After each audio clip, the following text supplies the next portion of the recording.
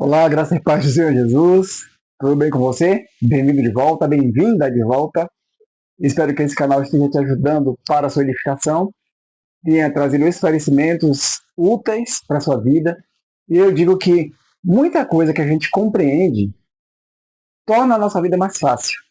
Até relacionamentos se tornam mais fáceis quando compreendemos algumas coisas.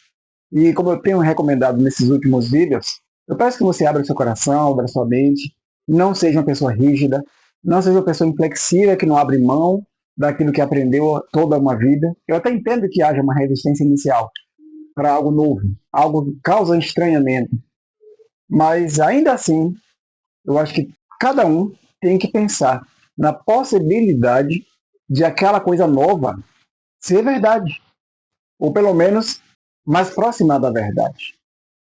Então, dito isso, nós vamos ler um texto aqui em Salmos para falar de um termo hebraico muito comum.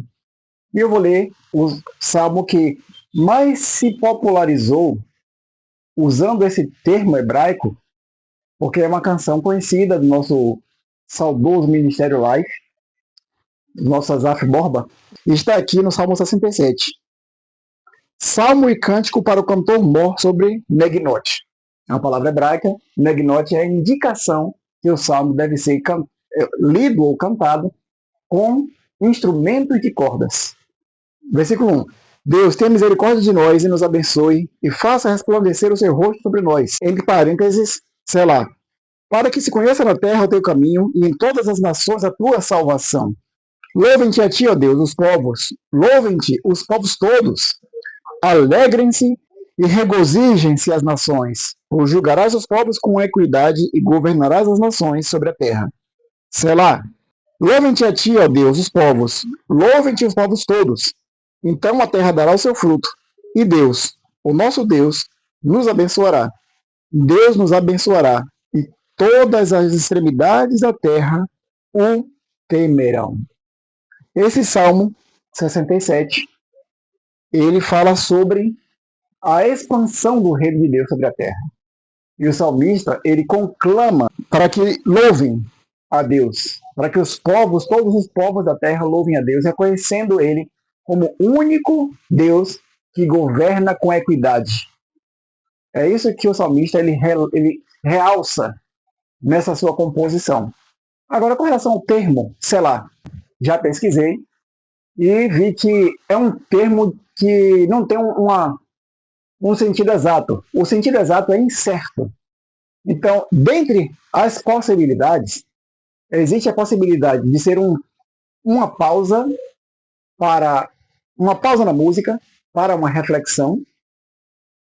É o momento em que há uma parada dos instrumentos e tanto os músicos quanto os adoradores dos que estão no culto vão parar para meditar sobre aquela passagem do salmo. Outra possibilidade é uma elevação nas vozes dos cantores e no tom dos instrumentos, talvez por uma outra palavra hebraica, salal, que quer dizer elevar. Também existe a possibilidade de elevação das mãos em adoração. São possibilidades, como eu disse, o sentido exato é incerto. Nem hebraístas, pelo menos até onde eu vi, não dizem exatamente o que é. Existem essas possibilidades. Existe a questão da ênfase para ter uma meditação profunda sobre aquela parte da adoração, aquela parte da música, do salmo. Então, sei lá, tem essas possibilidades de interpretação.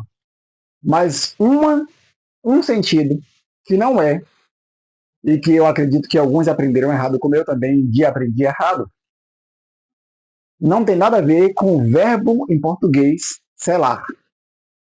Nada a ver com isso. Não tem nada a ver com o verbo selar em português. Então, hebraico, a gente precisa entender. Você viu que Negnote tem um significado aqui no Salmo. A palavra amém, ela não é traduzida, ela é só transliterada. A gente fala amém, é uma palavra hebraica. Aleluia, também é uma palavra hebraica. E por ser uma palavra hebraica, cujo final de aleluia é Yah, ou Já, que é Deus. Você viu já no vídeo que fala sobre o nome de Deus. E é por essa razão também que não se diz aleluias no plural, porque esse final, ya, de aleluia, se refere a Deus. Então, você não vai colocar Deus no plural. Aleluias. Vem do hebraico. Aí já é uma outra coisa, outro estudo, mas só para ficar claro que existem palavras hebraicas que não foram traduzidas. E uma delas é essa palavra selar. Por isso, algumas pessoas não sabem exatamente do que se trata. Mas existem essas possibilidades. Então, a palavra selar, no hebraico, não tem nada a ver com selar, colocar um selo, ou ser uma coisa que finaliza, que encerra, fecha com chave de ouro, que sela. Não, não tem nada a ver com isso. Selar é um termo hebraico com essas possibilidades de interpretação. Eu trago aqui, você pode pesquisar e achar, muito provavelmente, as mesmas coisas que eu achei. Certo? E também achei uma observação que existe um personagem na Bíblia com o nome Selah, mas a palavra do nome dele, no original hebraico, é diferente, são palavras diferentes. Ele é Shelah, diferente do Selah, que pode ter uma raiz no Salal, que dá a ideia de elevação. Então, Selah, para concluir, mas não para selar, no termo hebraico Selah, para concluir, essa palavra hebraica tem esse sentido. E não tem nada a ver com fechamento, encerramento, selo, carimbo, nada disso. Selar é uma palavra hebraica e pode ter essas definições que eu trouxe para você, certo? E para evitar, é bom entender certas coisas justamente para evitar confusões, conflitos, problemas por entender errado o sentido de uma coisa. Porque, infelizmente, acontece. Por entender errado uma palavra, se cria um problema, se cria uma confusão. Às vezes, é só uma gota d'água. Às vezes o problema já existe, né? O problema de relacionamento já existe, e por entender errado, vem somente uma gota d'água para transbordar o copo, e vem um problema por falta de entendimento. Falta de conhecimento.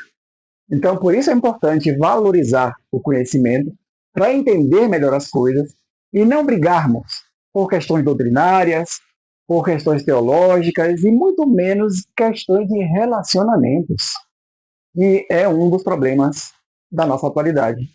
Mas eu não vou falar sobre isso, deixo para um outro momento, um outro vídeo. Espero que tenha ficado claro para você que o selar bíblico está no Salmo e em outros vários salmos, e acho que em Abacuque também aparece, nada tem a ver com o verbo em português selar. Certo? Fique com Deus. A gente se vê no próximo vídeo e Deus te abençoe em nome de Jesus.